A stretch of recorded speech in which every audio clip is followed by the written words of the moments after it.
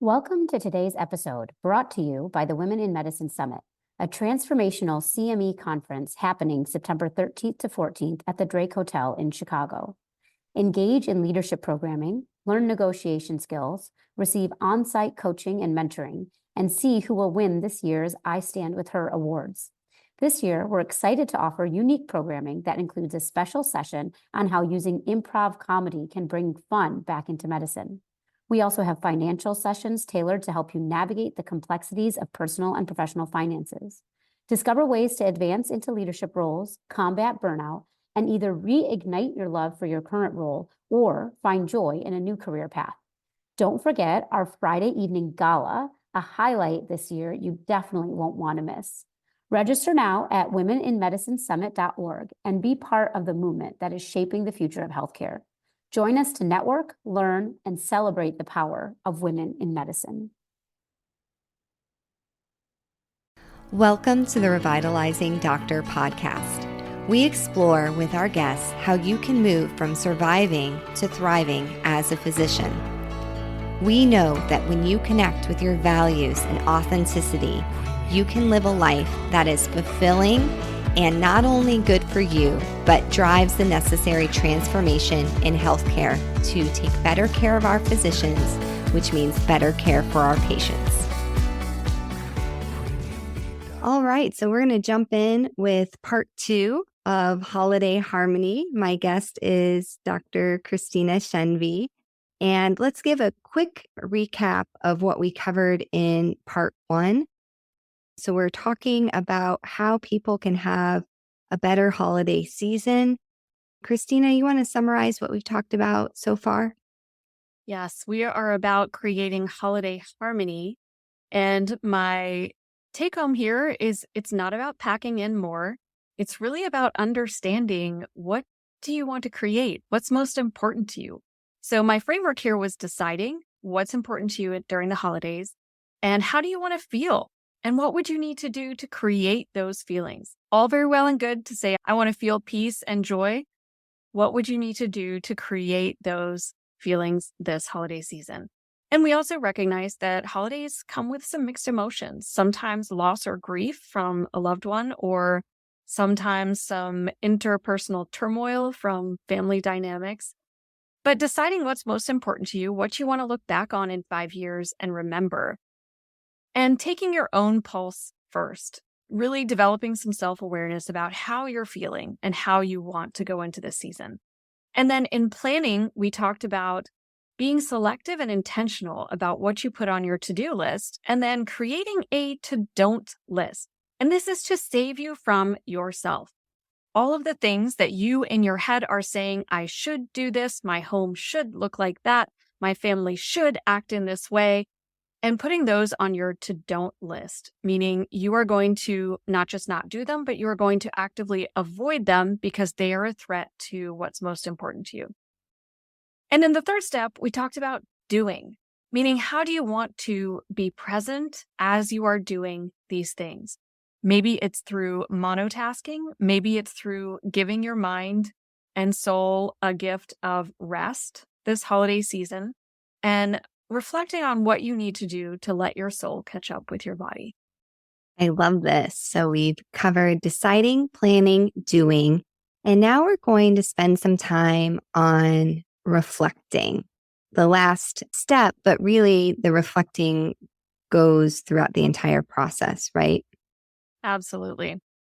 And this is a chance for us to reflect in several different ways. The first, simplest way is to just reflect on our operations. Okay, what do I want to do? What do I need to do? How much time will that take? Looking back to what did I like doing last year? What do I want to carry forward this year? What do I want to get rid of? That's a form of reflection. That's kind of operational reflection, I think of. But then a little bit deeper reflection is looking at what is driving my sense of should. What is driving my overstriving or overworking or setting unrealistic expectations in the holidays? And it's probably a combination of some positive things of, I want to create joy or magical memories for my kids or my family.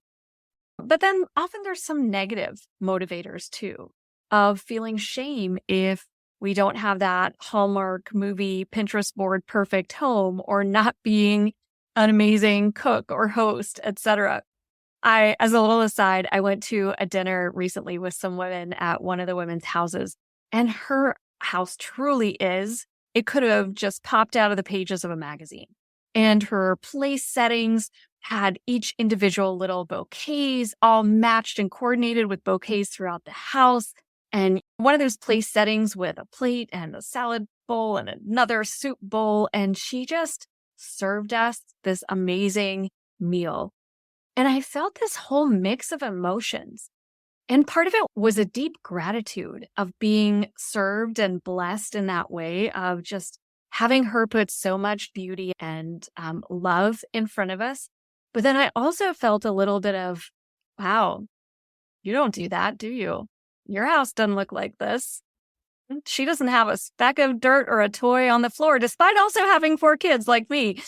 And realizing and recognizing that and saying, you know what, like those thoughts are getting in the way of me just feeling this amazing beauty and experiencing this connection and this wonderful evening with these other people.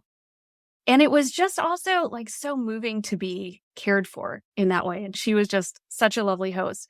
So looking at both the positive and negative sources of motivation during the holiday is our, I would say, second level of reflection. Yeah, what you just said there, a phrase that I'll say to myself sometimes is, you are enough. Like, you are enough. You are worthy without having these accolades, without having the perfect dinner setting. Like, those are nice to have, but they're not what is tied to my self-worth. And I think that's where sometimes we get tripped up. I'm reading Brené Brown's Gifts of Imperfection. And one quote yesterday, I was at the gym listening on my audiobook, and it stopped me in my tracks. I had to like pause the recording, listen to it again and write it down. But she said, your level of belonging can never be greater than your level of self-acceptance. And I still sort of need to unpack that a little bit. And I think there's a lot in there. But her premise is that all of us as humans seek love and belonging. They're core things to our nature as humans. But with that, we need to accept ourselves. And when we are doing these things, I have to have the perfect home. I have to be the perfect hostess. I have to be able to reproduce this amazing place settings like this amazing woman did. We are saying to ourselves, I will accept myself if. I will accept myself when. I will accept myself. I will be okay if I create a perfect holiday dinner. I will be enough when my children behave perfectly when company are over. And whenever we are saying those things like, I will be happy when, or I will be happy if, look at what we're doing. We're limiting our capacity for happiness, for self-acceptance, or for joy in the moment, and we're putting conditions on it. Therefore, I cannot be happy, satisfied, or have a sense of self-acceptance and belonging until these conditions are met. And guess what? Those conditions are almost never going to be met because they are up there with the unattainable. That is a lot to unpack. But yes, that conditional thinking. And again, I'm going to go back and blame medical education for a lot of us, that this conditional thinking that I will be worthy when I'm AOA. I will be worthy when I get my first choice on my match. I will be worthy when I get my first choice of this job. And so then it just translates into other areas. And coming back to this book, which I'll make sure is listed in the resources on perfectionism, the author, it was such a game changer for me because we know if when you do perfectionist thinking and you've done any type of self-help or gone to therapy or coaching, most people will tell you, well, don't do that. Just don't. It's a setup for all this grief. And the problem is, if perfectionism is part of your base tendencies, telling you to don't do it really doesn't help. because then what usually comes after the don't is the shame spiral. Mm-hmm. So what the game changer was for me is instead of saying, well, don't do that, is to recognize that my base tendency is going to be to do that. So really the win is not in not having the thought. It's the win is recognizing the thought and then choosing how I want to move forward, which a lot of times it's like, oh, that's my perfectionism creeping up. And in this arena at this time, that's really not helpful. There are times that the perfectionism is incredibly adaptive and important. I'm proud of my perfectionism with procedural sedation. I'm really proud of it.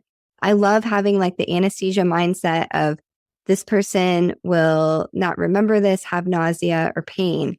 And I'm really proud of it when that happens. But honestly, perfectionism about the place setting when I'm having a dinner party tonight, for me, it's not good. I don't have time to do it. And at the end of the day, it doesn't really matter for me. What's your reflection on that? Oh, so much great stuff. The shame spiral. I think about this idea of, well, just don't think that way. Well, oh, okay. Sorry to be sarcastic, but if it were that simple, I would have figured this out myself. That always feels to me like going up to somebody who is running a 100-meter race in the Olympics and sprinting as hard as they can, and like going up to them and being like, well, if you want to win, why don't you just run faster? Well, okay. What a stupid comment. And you're right. That triggers more shame because now I feel shame about the fact that I can't get my mind together enough to overcome this. And the first step is noticing it, naming it. Sometimes people will give it an actual name, like, oh, that's Shannon. That's my perfectionism. She just likes to come out and make me have a less happy day. So noticing it, and you don't have to actually give it a name unless that helps you. Sometimes I do, and that helps me kind of externalize it a little bit to say that is something else that is external that I can choose to let be internal, or I can let it be external. But naming this, that, oh, I am putting conditions, I'm being conditional, or I am letting perfectionism set the standard instead of my goals of joy and peace setting the standard. So I agree with everything you said. Yeah, I think one of my friends the other day, we were unpacking something that happened at work, and we got to a good place with my colleague at work. And I complained to her that my friend, that I was just so frustrated that I still had to go through this whole uncomfortable situation. And she laughed and she's like, well, you were doing the work. Like that is what this is about. And again, coming back to that book on perfectionism, there's this idea of process perfectionism, where it's not enough for some of us that the outcome was good. I wanted the process to be perfect. And I wonder if that also happens during the holidays. Like, well, it's not only that I wanted the Christmas tree to be up and perfectly lit. I wanted the process of putting that Christmas tree up, that everybody was having like this eggnog and had Christmas music on the background that everyone's singing to. And the process of putting up the Christmas tree was beautiful, where in reality, it's like we can't find the extra box of lights and now half of them aren't working.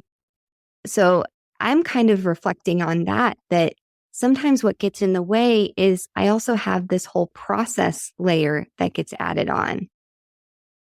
Yes, absolutely agree. And this comes back to we have this expectation of the holidays being a magic Hallmark movie the whole time where everyone is singing and happy and getting along. And instead, let's keep some realistic expectations. Yeah. Is there anything else under reflection that you want to cover? Yeah, we've talked about reflecting on our operations, reflecting on our motivation, and then reflecting on our thinking and where we are putting conditions on our happiness or conditions on our peace. And there's a lot more we can unpack there. It's not again, a switch that you flip and all of a sudden you think differently.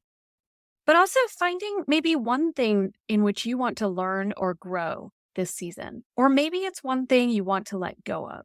So not trying to all of a sudden make 25 changes and completely overhaul your season, but what is just one thing that you want to let go of, and really making that something you come back to, or one thing that you want to learn, or one way that you want to grow. Maybe it's, if you're more introverted, you want to grow in connecting with people, or maybe it's, I want to let go of that perfectionism.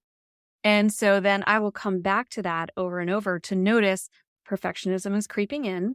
I'm going to do some personal work, some journaling, some reflection, and work on coming up with what's not again, trying to get to, well, I don't care about being perfect, but what's the next step? Not what's 10 years down the road, but what's the next step that I can take? And then creating a motto or a guiding principle. For me, my motto for this holiday season is that phrase I said of, I want to let myself slow down to let my soul catch up with my body. And so giving time to just reflect on, what does that mean to me?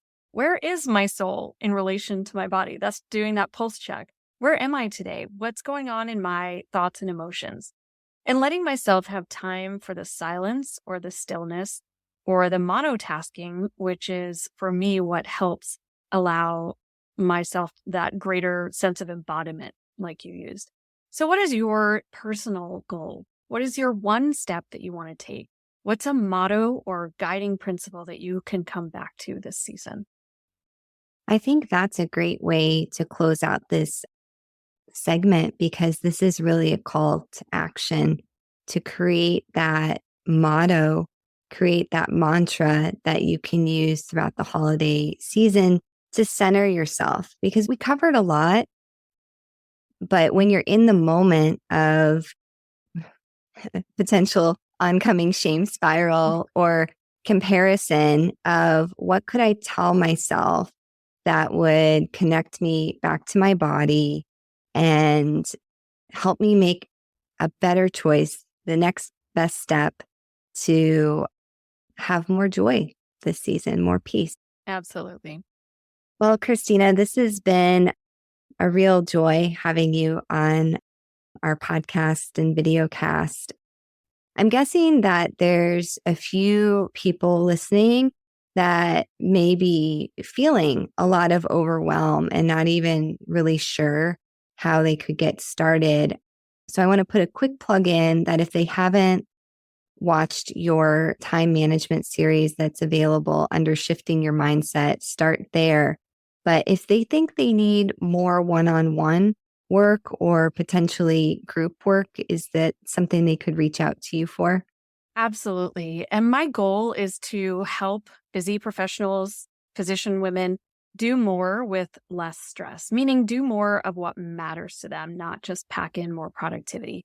And so I do that with one-on-one coaching. I'm a certified coach, and I'm also about to launch a couples coaching, which is a way to get coaching both individually and with your significant other. But you can find me at timeforyourlife.org. There's a form there you can fill out, send me an email, and I would be happy to talk with you about how you personally can help change your mindset or escape the shame spiral or whatever it is that is getting in your way. That is awesome. And that's the first time I've heard of couples time management. I think that is absolutely brilliant. I can see the value in that because I think so many people I hear about just difficulty aligning expectations between two people in a household. So I can think of no one better than Dr. Christina Shenvi to bring wisdom and creating a space to really help with these difficult moments in life. And time is, we can't make more of it, so we better make the best of it. Thanks, Andrea. Thanks for listening to the Revitalizing Doctor podcast.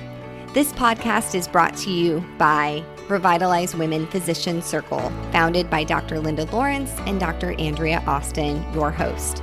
You can connect with us on our website at www.peoplealwayshcc.com/revitalize. You can tweet at us at Revitalize Women, and please connect with us on LinkedIn at Revitalize Women Physician Circle. We look forward to helping you go from surviving to thriving. This podcast represents our opinions and the opinions of our guests. It does not represent any entity that we work for or with, including the military, the government, or any other institution. Thanks for listening, and we'll see you again soon.